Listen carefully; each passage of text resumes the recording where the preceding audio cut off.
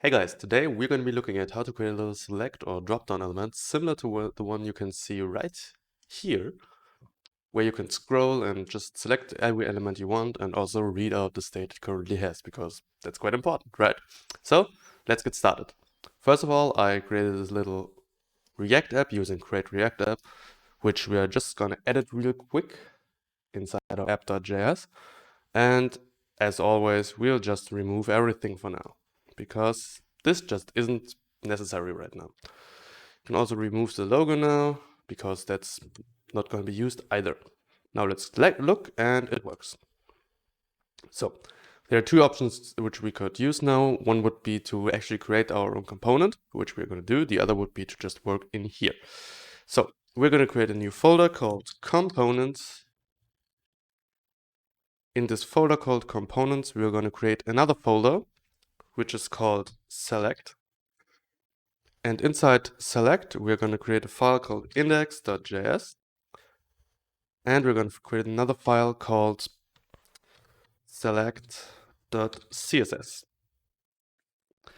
This structure allows us to import the components script and CSS without needing to give a file extension like JavaScript or CSS. This normally isn't necessary either, but it's better practice this way. At least in my opinion. Some people have different opinions about that, but that's not important for now. Now what we're going to do is we're going to create a function called select that's going to take in props as always, and it's going to return a bit of HTML in the form of a div, which is going to just contain a hello world for now, just so we can test if importing it works. So now let's go into the app and say import. Oh, I forgot something. We need to write export default in front of function so that the select is also exported. Now we can say import select from ./components/select. And we're just going to put the little select right around here as a self-closing tag.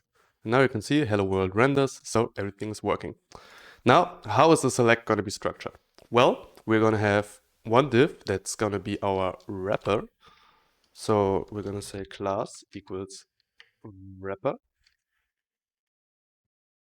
We're going to have one div that is going to be our button. So basically the part you click on to display the dropdown itself. So this is going to be class button. You could of course also make this a button, but styling a button requires a bit more overhead because you first need to remove the normal style of the button. And we're going to have another div which is going to be of class content or options or whatever you want to call it. I'm going to call it content. Now what we're also going to do is import ./select.css, because we're going to need to style these things, right? So now what we're going to do is actually go ahead and say hello, and we're going to say world. Take a look at it, hello world. So what we're going to start with is we're going to say .wrapper, .button, and .content, so that we can just remember how we actually called the classes. So, or what we called. We're going to start by saying that the wrapper has a certain width, because we're going to make the width of the other elements based on it. So we're going to say width, let's go with let's go with min width, because if the content becomes longer, then that makes it easier. Min width of 200 px. Then what we're also going to need to do is make it position relative. You're going to see why that is the case quite soon. Now, these things obviously need width 100% now, because we want to make their width based on the wrapper. So like that and like that. We might do some calcs and that stuff, because we want to give these things padding and all that good stuff, which, as you might know, doesn't work so well with width 100%. So now we're gonna do one more thing, which is visibility hidden for this thing, because it should only render when we tell it to. We're gonna do this with React, of course, but for now, not so much. So what we're gonna do with the button is we're gonna give it a border solid, like that. The width didn't quite work for some reason. Oh, this thing needs width 100% as well, I think. Doesn't it? It doesn't. Okay. Yeah. You need to do min width 200px and width 200px. This basically tells us you can scale, but if not, then that's not necessary. Also, I just saw 200px is way too much. We're gonna go with 100 for now, which might change at some point. We'll see. For now, 100px is fine. What we're also going to do is go into our app.css and just give it a little bit of margin, like 50px, so that we can just look at this little select a bit better. You, of course, wouldn't do that if you wanted to actually use the select somewhere. So now let's move on. We are going to give our button a bit of border radius to make it look nicer. Let's go with 10px maybe. And it didn't update, right? Didn't it? Now it did. So now we got this little thing. I'd also like to make the border a bit thinner. So border solid 2px makes it look like that. I personally liked it a bit better. So now what's also important is we're going to give this guy padding. And for that, we can first of all try going 10px. Nothing happens. Let's go with 50px. Nothing happens. Why? Because it didn't update. So 20, no, 10. You need to find your sweet spot here, of course. Maybe 5. You could also make this based on rem or m, because that would improve styling if you had a variable text size. In this case, we're just going to work with px. So now what we'd like to do is give this thing a little hover. So we're just going to go button hover and make the background color a bit gray. So hashtag EE, just a really slight gray. And we're going to say, we can actually say it's in the button, cursor pointer. Now this works. So, but now we want to work with the content, right? So we're going to enable it again, as you can see here. And what we're going to do is we're going to say position absolute, because we don't want this to actually scale our parent. We want this thing to have a fixed height, our wrapper. And we also don't want this to move any other elements down, because we just want it to be above the page. So it needs to be position absolute. This is also why this is position relative, so we can still position it relatively to the content, to the wrapper. So what happens now is we're gonna go ahead and basically do the same thing with the border and the border, not the border radius. Oh, well, both. Let's go with both. And as you can see, this looks awkward. Why does it look awkward? Because it doesn't have the padding. Because the padding actually makes things wider. If you don't want this, then you can do calc 100% minus 5px or something like that. Now what I'd also like to do is go top 5px or something. This makes them okay. So that's unfortunate, right? So what we can also do is margin top 20px, and this will move them apart from each other. But I'll go with something a bit less intense. So now what we'd like to do is, of course, put some content in here that you can actually select, right? Also, don't worry, the logic is going to come soon, but we'll start with style, because that just makes the logic nicer to use. Also, we're just going to do a bit of styling in here, because that just makes the code look nicer. If you wonder, this is just a prettier formatter. So now let's put some content in here. So the way we're going to work with our content is through divs that are just going to be ABC Just a few ABCs for now. Like that. And now the way we're going to style those is through content. And we're going to select all children of this.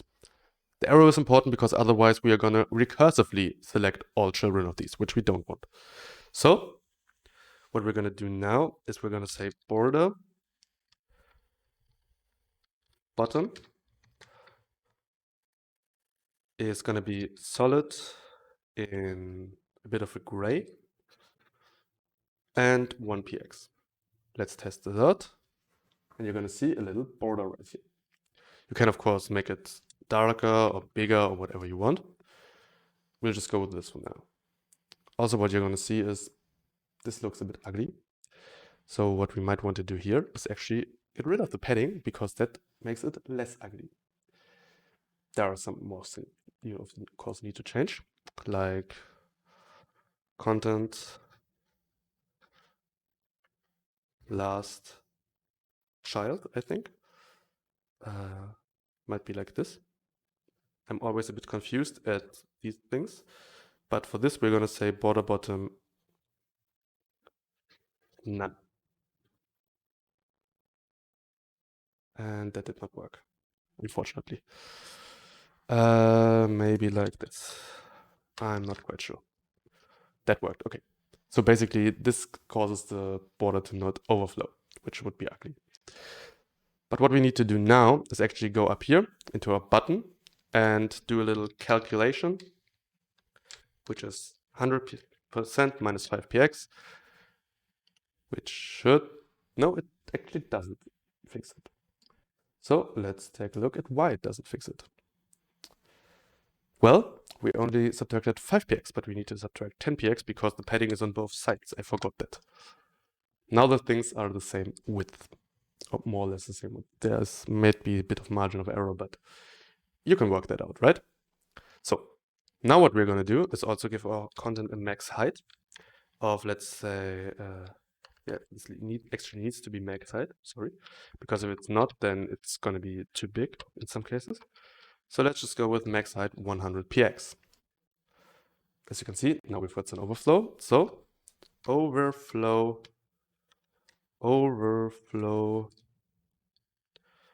overlay, I think. Right. Now what we are going to do soon is actually change the scrollable so it's not visible, but that's going to come up quite soon. So now any child should also have a padding of, let's say, 5px, 0 on the sides, just so these look a bit nicer and more appealing. And also let's just make this 150 because otherwise it's a bit too short. So now what we can also do is dot content, I think it's 2 dots webkit dash scrollbar display none, just so the scrollbar isn't visible. That did not work. Why didn't it work? Now it worked. So basically now we can still scroll, but this ugly scrollbar is gone. Also, we didn't do overflow scroll because that would have made our content wider. Overlay basically puts the scrollbar right on top of the content, which for this case is actually quite handy. So let's move on. Now we basically got all of this going. So what we can do now is actually go ahead and do the logic. So we are gonna need the following things. First of all, no, one more thing is missing, sorry. We're gonna make every child, we're gonna give every child a cursor pointer, and we're gonna say that each child has a hover event where it also becomes a bit darker. Because that just shows the user, hey, I can click on this. So, colon, hover, and then we're gonna say background color, hashtag EEE. Like that, and that works. That's a bit nicer in my opinion. So now we can go ahead and actually work on some stuff here.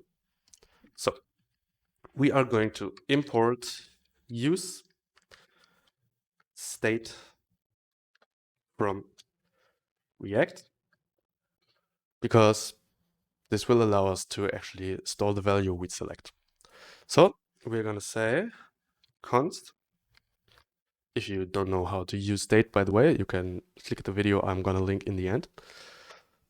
So we're going to say value and set value. This is basically the thing that's selected right now. And this is going to be use state of select one. You can of course change this at some point, but for now we're just going to work with that. Now we're going to put value in here, because now the correct word is already selected, which is quite handy. And what we're also going to do is we can actually pass in the words we want as props. So what we can do in this case is selectable, for example, equals an array. And we're going to map over this array to basically display the content. So I'm just going to go with German city names. You can, of course, do something completely different. Berlin, Munich, Hanover, and Frankfurt. Now, this, of course, isn't implemented yet, but what we can do now is actually go ahead and do this little trick here, which is props.selectable, I called it, I think, .map. We're going to go over each element that we put there, or each string, however you want to call it. And then we're going to create a little div, so return div. Oops, this is a function, so it needs that as well. Map string. I'm unsure what the issue is right now. What? Props at selectable.map. Oh yeah, this needs to be an arrow function. I'm sorry. So string. It must look like that. Now we're going to say return div that contains our string. Now if we look again, we're going to say Hamburg, Berlin, Munich, Hanover, Frankfurt, just as we wanted. So now let's move on, because this actually needs an onClick function. We're just going to define it here. So const on element clicked equals an arrow function. And this arrow function is basically just going to take in the string and going to say set value string. If you wanted to do more with it, then you could of course do that. So this means we're going to say on click equals an arrow function that executes on element clicked using the string we got here. So string. Now we're going to use the prettier formatter to just style this the way it should normally look. Don't be confused. This is how you would normally style it. I did a bit of false formatting, unfortunately, but I like the prettier formatter, so we're going to use it. So now if we click on it, you're going to see it already works. So this is basically a working dropdown, but there is a bit more we can do here, because you of course don't want this thing to be open constantly. And also you would normally use the state inside the app so that you can actually use the value you selected outside of the dropdown. But for this example, we're just gonna put it inside of the dropdown element. We're gonna create one more state, which is const open, set open. And open is gonna be false by default. So use state false. And what we're going to do now is actually tell React to only render this if open is true. So the way you're going to do this is say open and then your div. And this is already going to say, okay, only if open is true, then we're going to render this div. So as you can see, now it's not rendered. What we can do now is basically say, okay, whenever we could define a new function, const on button. This is going to be another arrow function. This time it's not going to take any arguments and just going to say set open equals previous open turned into the opposite of previous open. This is best practice for that because using previous open, you're definitely not going to run into problems caused by the fact that the set open function is actually asynchronous. So now we can say class button and on click equals this arrow function, which is going to say on button. You can of course make this nicer, but if you wanted to actually improve what on button does, then this is better practice. So now let's take a look. Open, close, open, close, open, Munich, close. And this is everything you need. You now created a little drop-down or select element, any way you want to call it, that doesn't move any content, that actually looks quite decent, is scrollable, and is as easily fillable as just doing this. And if you now were to actually move this value state into the app, you could use it anywhere. So I hope this video was kind of helpful. If you have any questions or suggestions for other videos or criticism, please leave it in the comments. And if you want to see more, subscribe or like. And have a good day.